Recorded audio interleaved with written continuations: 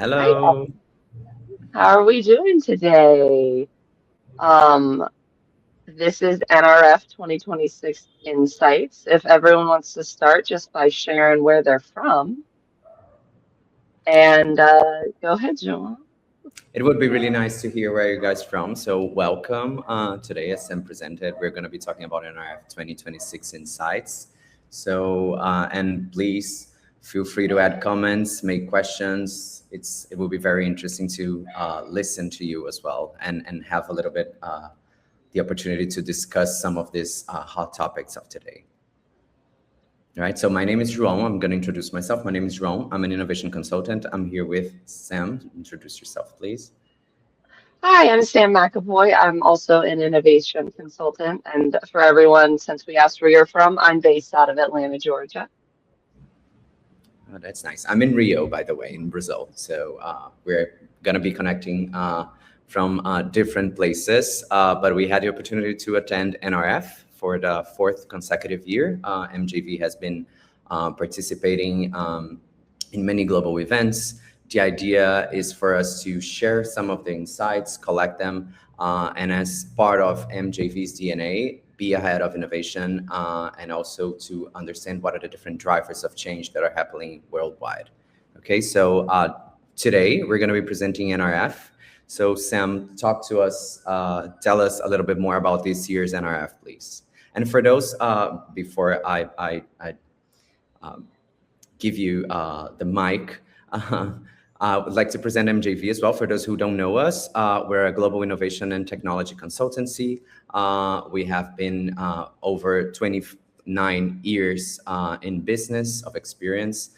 We are present in over 25 countries where we have done projects. We have 9 offices around the globe: Brazil, USA, Mexico, Chile, Colombia, United Kingdom, you name it. So Sam, so today, as I mentioned, we're going to be presenting NRF 2026, the next now. So Sam, tell us a little bit about that and how was your experience there and the main theme of the event for this year. Yeah, so like NRF is huge every year. We're looking at like 40,000 plus attendees, like 6,500 brands show up, over 100 countries. As you know, a huge delegation from Brazil alone comes. This year, what we both hit like 30 sessions. So they were great. The big overarching theme was this next now, which is like this shifting in mentalities of like the rewiring of trade because of supply chains and algorithms and technology. We're looking at return on intelligence or return on interest to return on intelligence. So what value are you getting now? We're seeing this social, like this sovereign customer, which is going to be talked about more with agentic. Uh, yeah, I'm trying to think. Oh, agentic, from AI tools to agentic operating systems. So that was kind of the big arcing themes, and I'd say we heard a lot on those themes this year. Joan, what was your favorite part? Honestly, I think this year was like my favorite of all years. And it's because to me, it always felt like we were always talking, come on, AI is like the huge topic every year, right? It has been a huge topic in many different conferences. We have been worldwide. But this year, to me, it felt a little bit more real and at scale and ready to use. And we saw like really tangible examples of how they applied AI. Because in the past, it seemed to me, which is not a problem, it was very inspiring as well. But we always were talking about testing with AI and pilots and not like the full thing. And now we're seeing AI took like a huge form and it's already happening and it's very and it's very in our daily life is so I thought this was very interesting, like how companies interact with consumers, like the internal uses as well. We already knew about them, but I think it's more like facing the consumer right now in very interesting ways. As you mentioned, agentic AI is a very huge topic that we're going to be talking today. And also regarding this year's theme, the next now, I think it's very interesting because we're talking about we are always been talking about the scenario and talking about poly crisis, which are like simultaneous crisis happening worldwide. And it was kind of sad, to be honest, right? And now we're shifting to this solution, which means like, if we move from loneliness that was generated, was like a feeling that was caused by the poly crisis itself, now we're shifting to searching for communities and etc. So I was like more optimistic this year as well. Sam, what do you think? Did you freeze? Sorry, my internet. No, my internet froze for just 1 second. I was like, no. No, that like, and I think we'll touch on that a little bit more because it is such an interesting like perspective shift. And when like looking at that, like when you started at the beginning, I think the craziest thing to me was last year we were talking about generative AI as like the new thing, and this year we're in full blown agentic. Like people were presenting full blown agentic, like we have our agents, this is what they do, it's great.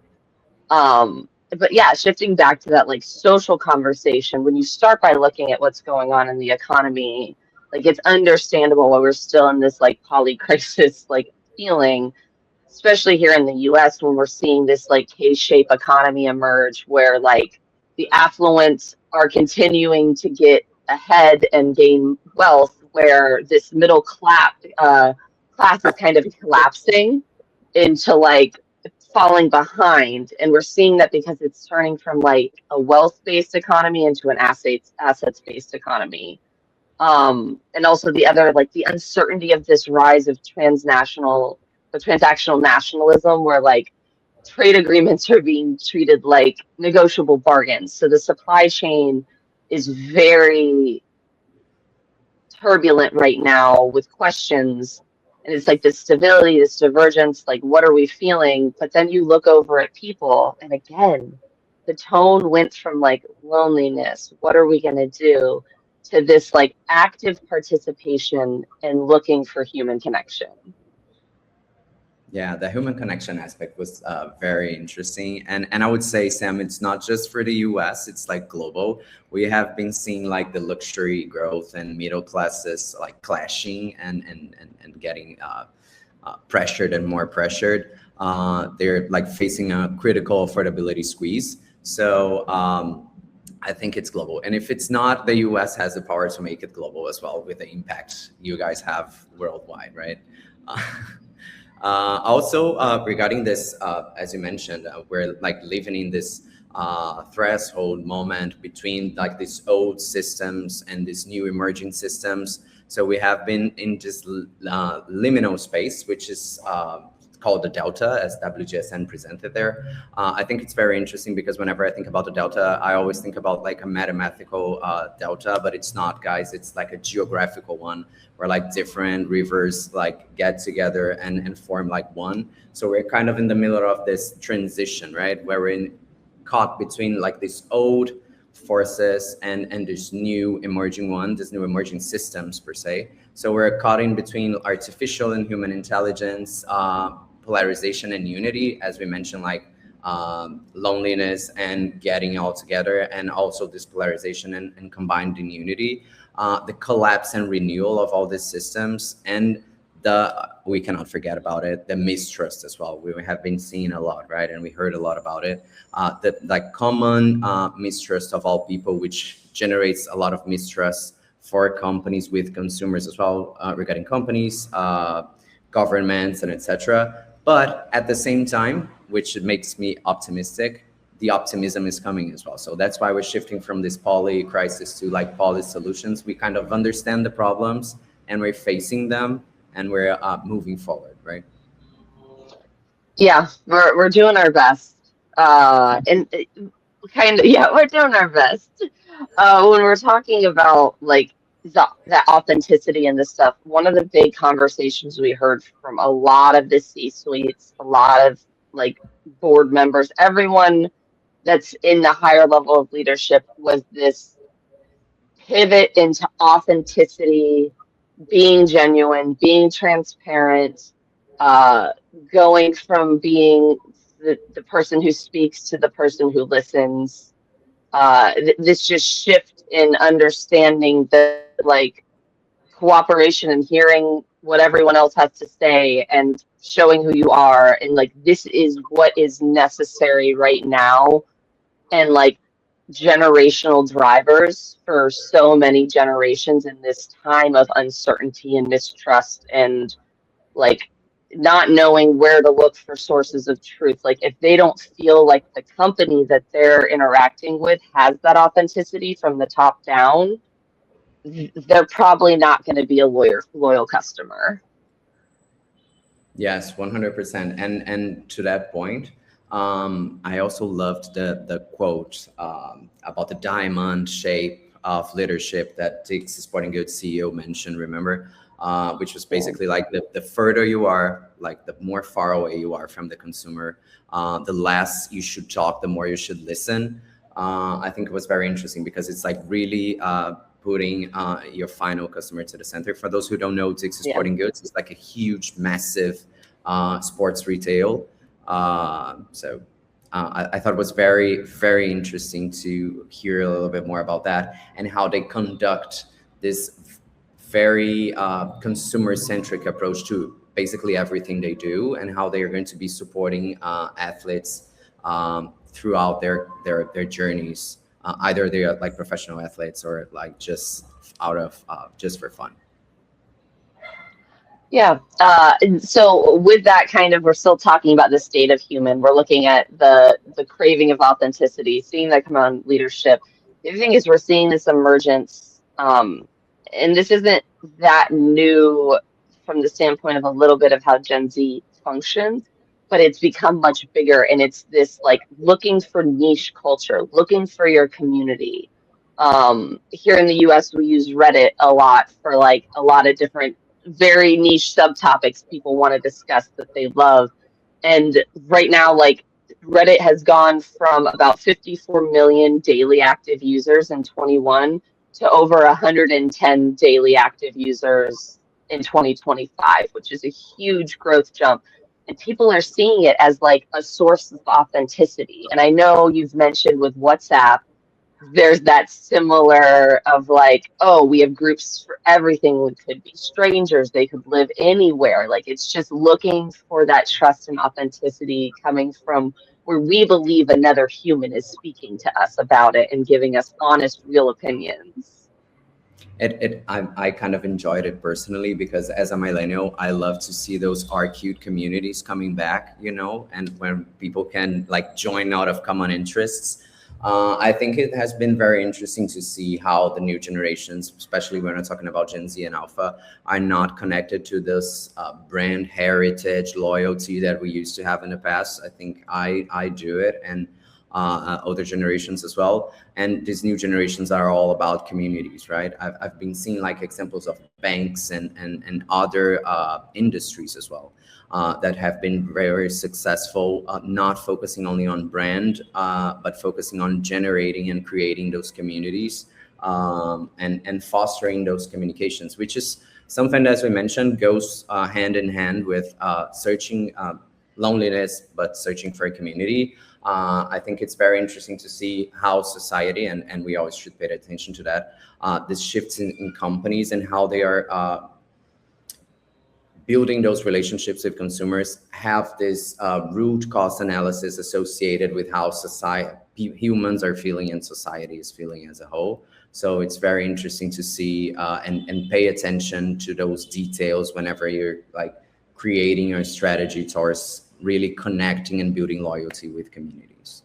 And especially, I think you mentioned to me like many interesting examples regarding those communities and bringing consumers to the center as well. You mentioned some about Pakistan, right? Bringing Gen Z and Gen Alpha to co-create and etc. So I've been seeing like many interesting examples on how this has been shifting as well, right? Yeah, what was one of the fun things to me, I remember, is there was a statistic that 48% of people join fitness groups just for social community, to meet other people. So like here in the US, I don't know how far, but we had a like huge pickleball craze. And pickleball is a really good example of just people were looking to get out and do something that was just social. And the other thing, like, and shifting from that, like what we're seeing with that is the other way it's coming out societally is this fatigue, this digital fatigue. Everything's moving too fast. This is getting exhausting. And what's an interesting quote is or statistic is we always think of like the older generations feeling that way. But what we're seeing is over 80% of Gen Z wish they could just disconnect like from digital devices more easily. And like, what does that mean? And it's almost this sensorial reset. Like they are looking for sensations that they cannot get from digital. And how do you engage that? And that's a really big conversation for retail right now, because what does that mean? What were you like? I know you were really interested in this sensorial reset, Joe. I was because again, we work a lot with generating experiences for companies and product development as well. Sensoriality has like huge power, and I've been seeing like many companies also investing a lot in those offline campaigns, like out of screens, and no screens. I've seen Heineken worldwide sharing those dumb phones, so you can be offline and kind of enjoy the moment. I've been seeing as well many people like buying iPods again, or buying those CyberShot cameras that are like, at some point we wanted everything to be in the same device for our phones, and now we want to separate them so we can be offline doing other stuff, and we're not receiving like messages and notifications the whole time we're doing anything like listening to music or taking pictures or anything like that. So I think it's a very interesting shift, and we all have been very this digital fatigue has been going worldwide, right? Yeah. So we want to get offline sometimes. Says the both of us in front of a screen talking, but yeah. Yeah. But this is how we can talk. We're in different countries. Yeah, it is. It has its Well, benefits as well. yeah. Well, let's kind of shift gears and we can go into like talking a little bit about what's going on with omnichannel. Yeah. Omnichannel has just continued to kind of like evolve as like it kind of encompasses everything now. So it's almost like that total retail ecosystem when we're talking about commerce at this stage at the like consumer facing side. Um, what interested you about what the conversations around physical retail were? The total retail ecosystem, or like or in terms of omni-channel strategies, you say? Omnichannel, but like the physical. Let's look at brick and mortar first. Like what did you see out there? Because we also did store visits in New York, everyone. So we went to see kind of what was going on in the big flagships and what were the feels. So what were you getting from physical between the sessions and just being out? Yeah, so I think that the interesting part is there are like so many, but first I say whenever the stores become a destiny in itself, you're not there just to buy something. You just wanted to visit and participate in all of the experience they're offering, and you like really curious about it, and you see lines and lines and lines just to like visit the store. I think this is very interesting, and it should be designed to be a destiny within itself, right? Another thing I've been noticing that's very interesting to me is food associated with retail. Like everyone has a cafe now, like Tiffany's, Nike, Ralph Lauren, Yeah. everyone. And Right? it's like the range of food. Like some it's just like a quick little bite to eat, some it's a full-blown bar, some it's like just a coffee shop. So like which used to Yeah, be kind of like a bookstore thing. That's like what bookstores used to do is they have a little coffee shop, but now it's just commonplace in a lot of retail. yeah. Even that, I thought it was very interesting to see that when we visit together, that's kids store, like from Home Alone, like the toy store. and they have like this huge line for like food for you to grab food, but it's like fake food. It's just like toy food per se, and there was like this like 30 people waiting in line, 30 children waiting in line. Yeah. So that was very It was, interesting. it was a diner themed pop-up that was all set up like a diner, except for they were just cooking up your little stuffed squishies. Yeah, exactly. And they had like limited edition ones, and it's like that started as a pop-up, and it was so popular that it stayed, and it's still there, and it's still sold. Like their bookings are booked every day because we were there right at the begin, like right after the New Year. So like the city's winding down. It's at one of its lowest tourist points, and we're still talking about the schedule being completely booked from open to close. But yeah, another one was this, like, again, going back to community, talking and listening to some of the stores talking about how they are trying to do that. And a lot of it's through hyper localization. And what we mean by that is like that we really are taking a step back and allowing our stores to make decisions on a local level about what's going to impact their community there. Like what is, and we saw that coming out a lot with Barnes and Nobles, talking about how they give their employees at every location a chance to rearrange the store, make it feel one of a kind, make it feel different, open the inclusive spaces that they need, like get creative with your demonstrations, like host events. And it's really revitalizing something that I think a lot of people felt were slowly going away, which was the idea of the physical bookstore.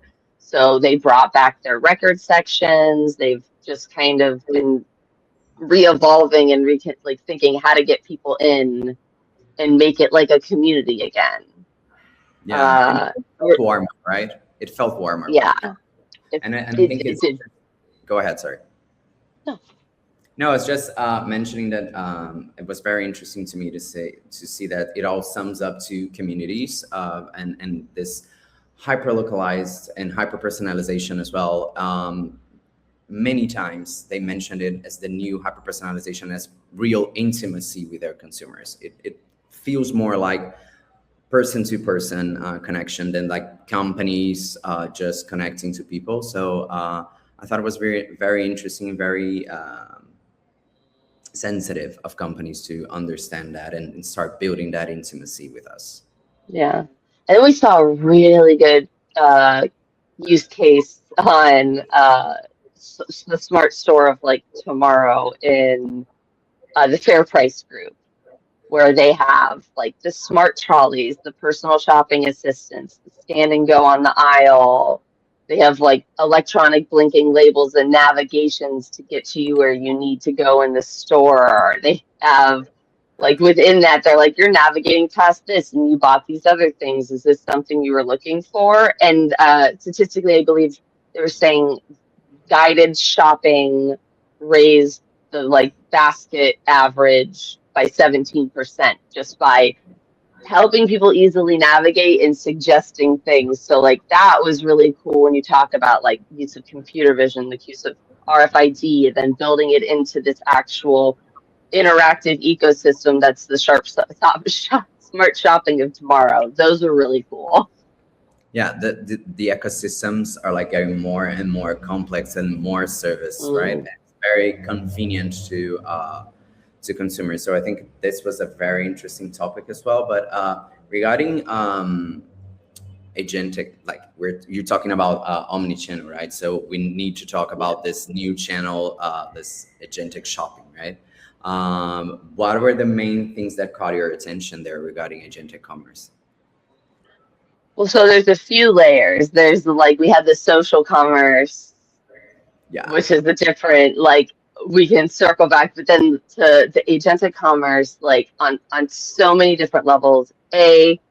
Google introducing the universal commerce protocols, creating this opportunity for other people to get involved in this process in an easier way and like lay out some ground rules and expectations. But I think the most interesting part is when you really break down agentic commerce because it's going to have multiple applications.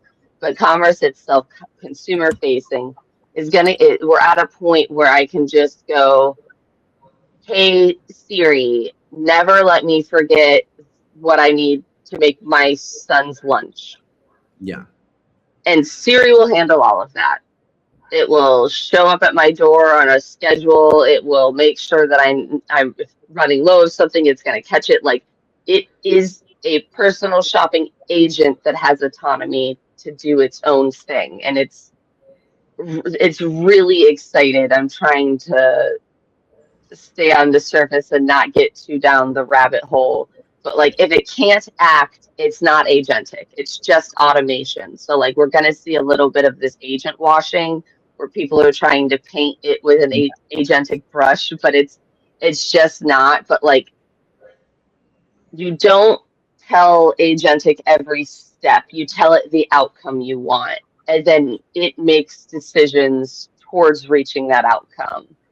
And the big thing retailers are going to have to think about is this new discovery system. If we used to be SEO, now we're going to GEO, and that's just making sure you're searchable through AI, chatbots, and all of that. And then the even bigger one is going to AEO, which is deciding and like AI decision making and buying. So it's going fast and it's going crazy. Were there any examples you wanted to share that interested you that we saw in practical?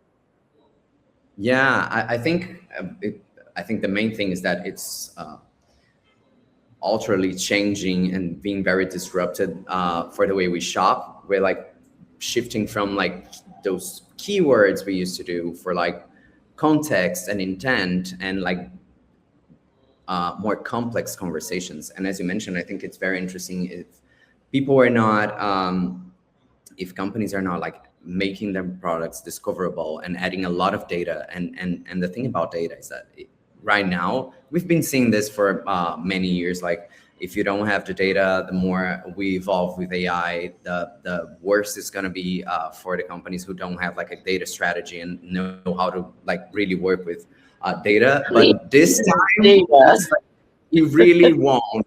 Like, it's not going to be possible to like really survive in this agentic commerce era without like data quality, right, and a good data strategy. Yeah. But And you're still not too late. There's we're at a point where there's so many partners out there, and like, this is one of the things, if you want to reach out to us, we can start conversations about that. But it's not too late, but it's the window of adoption is really speeding up. Yeah, it is, right? And as you mentioned, last year we were talking a lot about conversational AIs and etc. and generational generative AI, sorry. And now we shift like very in a year gap, we shifted to agentic AI like fully happening. So the speed of change is increasing, and for data adoption, it's going to be even faster. But I think the examples, as you asked, the examples that really caught my eye was Lowe's. Milo's from Lowe's was a very interesting one to me, because it has a lot to do with like home improvement, right? For those who don't know Lowe's, it's kind of a Leroy Merlin. It's like home improvement stuff. And if you're like building houses or anything like that, you can go to Lowe's. And that example was very interesting because you can add like references of what you want to do in your house, or ask for a problem such as why is the sink not working, and etc. How do I fix it? And the AI will answer you like what products should you buy, how you should do it. They have like very interesting tutorials to do that. And I heard that, and they will find from Google and TikTok and etc. But I heard that they're already like creating a new version of that, which is AI created tutorials. So as soon as you have a problem and you don't know how to fix it, they will show you all the products and create the tutorials so you can do it at home, like do this do it yourself in home improvements. I thought this was amazing to see. And also Ralph Lauren example was very nice as well. So Yeah. I like on the operational side, and we'll touch on it real quick because I want us to be able to still talk about like the other product, omni-channel and social, but is like seeing it come out with like we have a case with Sam's Club, and Sam's Club is doing like the scan and go technology. You can bring out your cart. But what's interesting in how they're using it is like this is when you're talking about, well, you're gathering this data, you invested in the technology, you invested in the RFID, the computer vision. You now have this app that has active scanning. But what we're seeing is like you're getting live path analysis, you're getting heat maps, you're finding out the flow of your store. You can start working on optimizing adjacencies and closing these intent gaps with the navigation by like using their agents to give them such fast real-time pivoting feedback as to how to adjust things. So you can get like rapid processing on things. You can you can work on hyper local macro trends. You can make optimization for your members marks people to hit things along it. So it's a really good, like when you're saying like, oh, we invested in technology and what is the outcome via the data? And the data is like you have a living instant merchandising system where it's whether it's weather or a viral effect or something, your supply chain can pivot. And we're seeing that with digital twinning. We're seeing that with like the labor optimization and shrinkage, all with agentic systems that can just work faster and autonomously to bring this real-time data to you. So that's kind of like the bigger picture of agentic. We have abilities to go into it more detail. If you're interested, obviously at the end, please feel free to reach out. But I wanted to jump back so we don't miss the omnichannel stuff, but just to touch on quickly, like private label. Private label is white space, white space, white space. Full control over the advertisements, the placements, ways to meet new areas in the market that are slow to be on the pickup, but are very much starting to trend where there's just not a lot of people in this space yet. So private label is very much coming up in a big way. And when you look at a company like Macy's that's been doing private label for a very long time, they've been in a like multi-year full brand overhaul to where they now have 20 different private labels ranging from like home goods to children's to men's to unisex to like seasonal stuff and like tools in the kitchen. So yeah, it's been interesting to see like these growth pillars of premiumization and health and wellness and simplicity and trust coming out in private label, which is again a whole new channel in many ways of its own of bringing in more. And it's then kind of Sam, as well, just to add upon what you just mentioned. It's kind of impossible as well, where you were mentioning, we were talking about, and we were very impressed by it, this evolving and really complex retail ecosystems. It's kind of impossible to do without private labels, right? and white labels. Yeah. So and the retail media networks, that whole other a whole new thing. So yeah, I think retail is getting more complex and more robust throughout the time. And I think one word we heard this year that we haven't heard in the past was humility, right? Humility to partner and cooperate and understand that you in this very complex environment and with a lot of technology and etc. Everyone should cooperate and really unite efforts to work together towards like really shifting and disrupting the market and surviving, right? Not only disrupting but surviving. Yeah. So we'll touch on one more quick one, and then we'll leave it open for some questions, or if anyone had anything else. So the big one that we want to highlight, and it's been kind of whispered, but we're finally getting into it fully blown, is social commerce and live shopping. So social commerce right now, we're looking at PacSun just released the PS Hub, and it's an influencer social comments commerce site in the or app. And the thing that makes this most interesting is they are not requiring a minimal like follower count or user count. It's meant to be much more democratized. Like it encourages all different levels of engagement with it that aren't common in some of these other social content things. Like the key features for creators are like monetization, gamified growth, creative tools, and then also this co-creation opportunity within TaxSun that like if you're providing it, they're reaching out and they want you to work with them because Gen Z and Alpha care very much about co-creation. So that's been really interesting. And then to touch quickly on live, it's not going anywhere. Live is a huge growth channel. If you're not in it, you should really figure out how you're going to step into it. What's not, which is a US, I'm not sure how far it's gotten out like into other countries, did 7 billion, it's generated 7 billion and then did 10 billion in like gross merchandise value in just a live shopping platform. And that's just one of them. That's not including TikTok Shop or Instagram Live or Amazon Live or eBay Live or YouTube shopping, etc.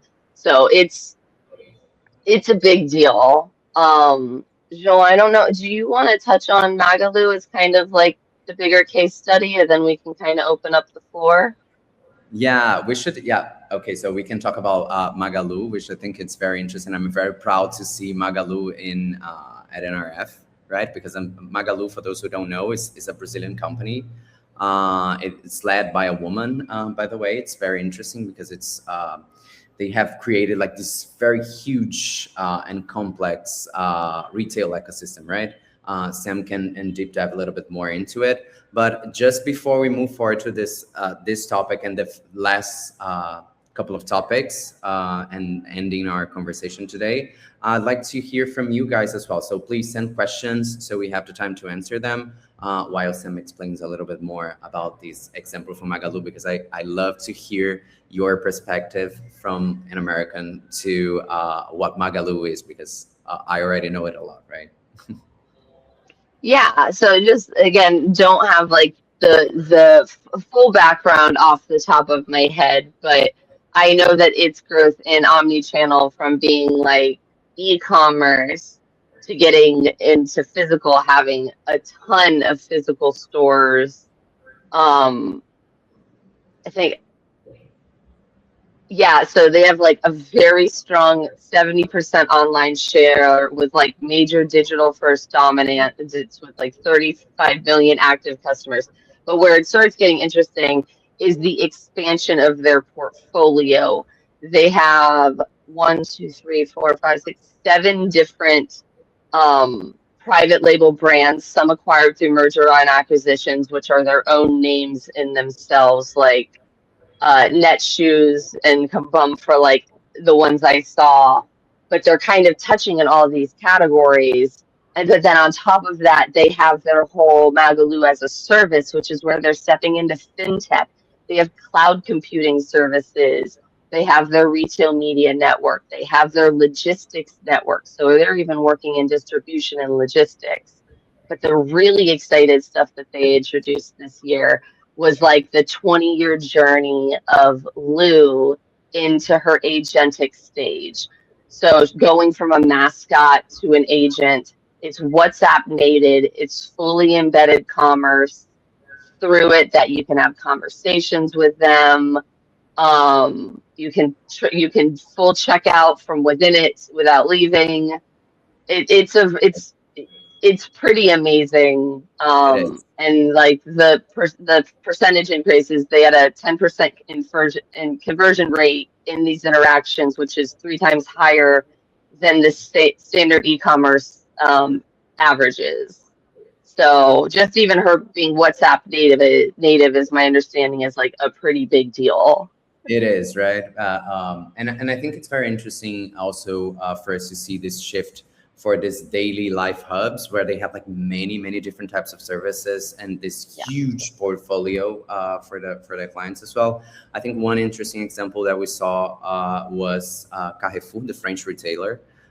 Here in Brazil, for instance, they have over 56% of their profits right now come from services like banking services and insurance services, financial services and products as a whole. But it's very interesting to see how they have been evolving from like a food retailer to like this very huge ecosystem. And food is not their primarily source of income anymore. So it's very interesting to see how retail has been shifting and becoming more and more complex every year. But we wanted to well, no, just on the region for Magalu, because I don't want it to be missed as well. While they have a bunch of physical locations, they just recently opened the Galleria Magalu, which is like their giant reimagining of the physical space into a fully interactive and experiential, like come in.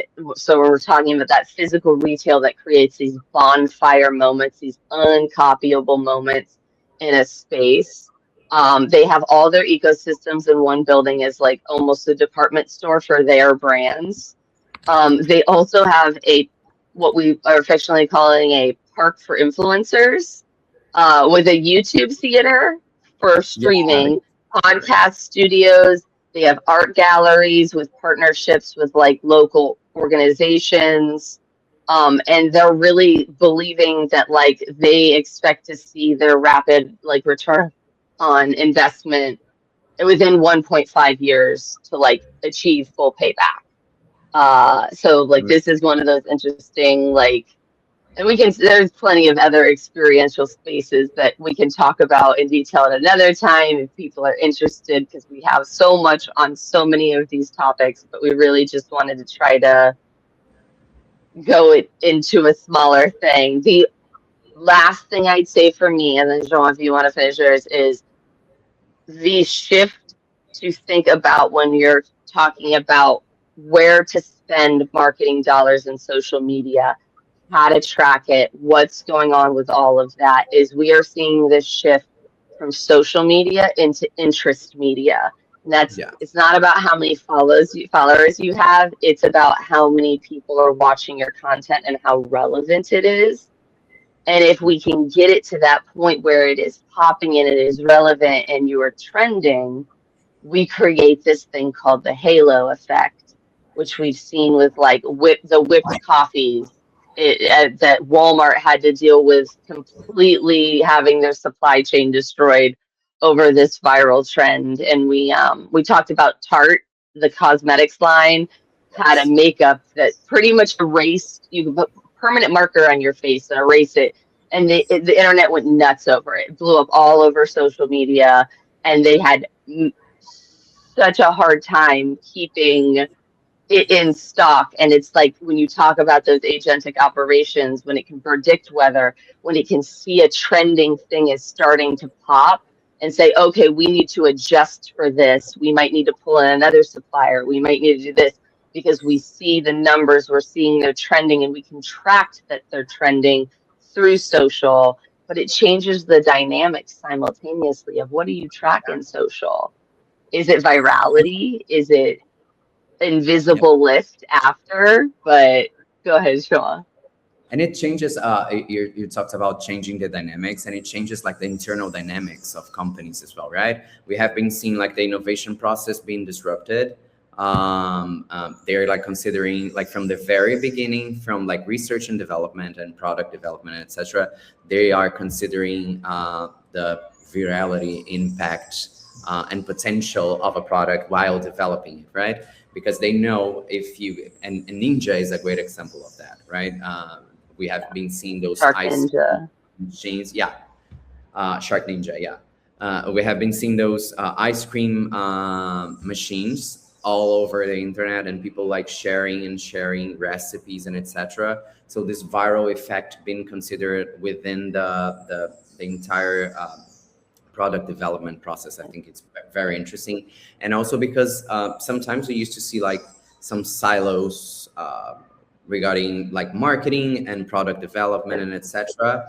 And now everyone's connected to generate that social impact and also that halo effect from the very beginning, right? Everything is Yeah. engineered for that halo effect at the end of the day.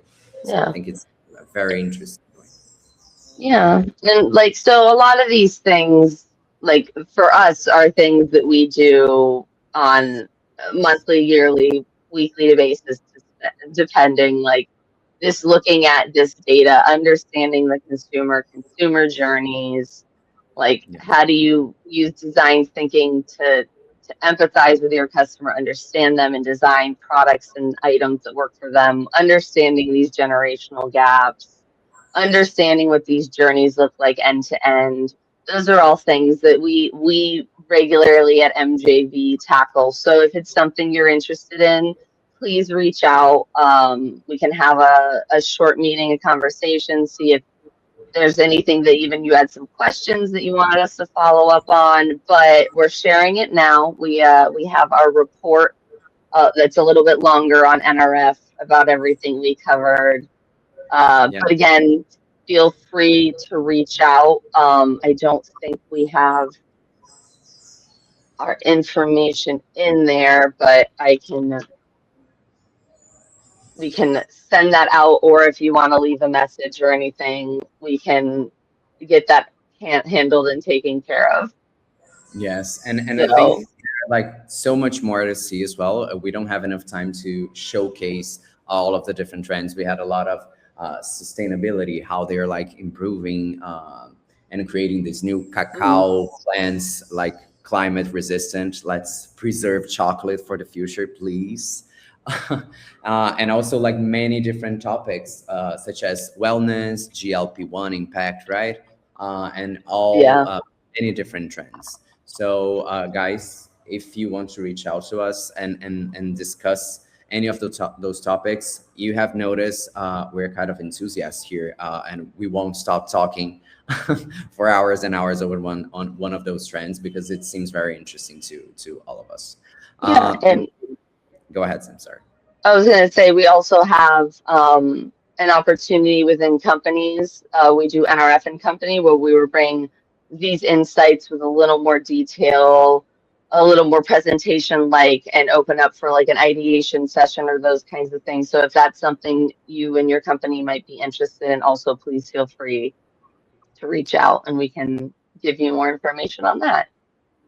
Yes, that would be great. Okay, guys. Yeah. So, anything else, Sam, or should we close the I session? say now that we have 10 minutes, we can either give everyone a little bit of time back, or if anyone wanted to have, actually did have a question, Yeah. uh, please feel free to throw it our way. And if not, thank you guys all so much for attending. Hopefully it was enlightening, and hopefully it makes you more interested to see a little bit more in our reports. And then I will give you a heads up that we will likely be putting out a little bit more content over the next several weeks. That maybe just jump into some of these areas we were talking about in a little more detail, with a little more crunchiness to kind of, go beyond the surface interest into exploring the depth of what we might have heard in the sessions. Yes. Okay. So, thank you guys for joining us today, and also I really look forward to seeing you at NRF and Company, so we can present like the entire content and have the chance to ideate and discuss how this different trends and different possibilities land in your business plan and your strategy and in your company. So, please reach out to us if that's something that interests you. And looking forward to seeing you guys again. Thank you for sharing this morning with us, or the afternoon, depends on where you are. Okay, thank you guys. Have a great day. Thank you, Sam, for this very Thank you, interesting conversation. Jean. Pleasure to be John and here. I can go on forever, so this was Wow, like a short in comparison. No. I really Well, enjoy spending thank time you. with you and discussing those Yeah. trends. So Yeah, thank you. we look forward to seeing you guys at the next one. Okay, so thank you. Have a great day. Bye bye.